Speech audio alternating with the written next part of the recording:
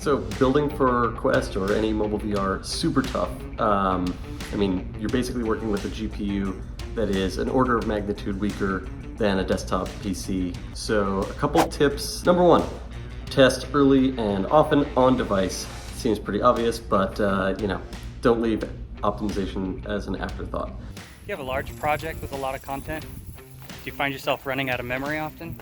You probably want to take a look at how you're doing your texture compression. Using the right texture compression settings can save you a lot of memory, and most platforms offer some kind of hardware support on the CPU. For Android, you probably want to take a look at ASTC. Number two, avoid transparency at all costs. Specifically, if you have anything that's alpha blended, particles usually are the culprit.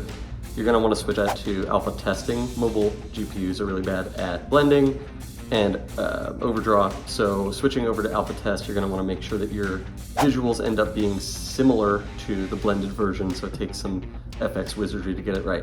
I learned the hard way on how to try to stick within a budget when it comes to performance on mobile devices, because I was working on this game with semi-realistic art style, and then I tried to squeeze it in on a Samsung Gear VR, and it was a horrible experience to try to play it there. And from then on, I realized that it was probably a lot smarter to go for a low poly art style if I rather wanted to focus on interesting gameplay than sitting and optimizing art and textures, which I'm horrible at. So there's going to be a lot of iterations of building, launching, and loading to get the feedback that you want. Put some effort into your pipeline to reduce the amount of time between making a change and seeing it on your Quest. If you're in Unity, take advantage of their build and run functionality to avoid manually copying builds.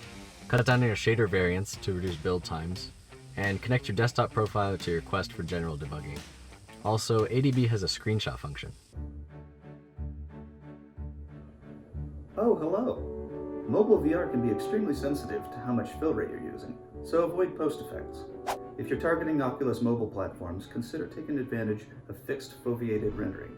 In some situations, this can yield huge performance gains with little noticeable effect on visuals. Another easy win is to always use single-pass stereo rendering. Finally, if you're using managed memory, be sure to avoid runtime heap allocations to avoid garbage collector stutters.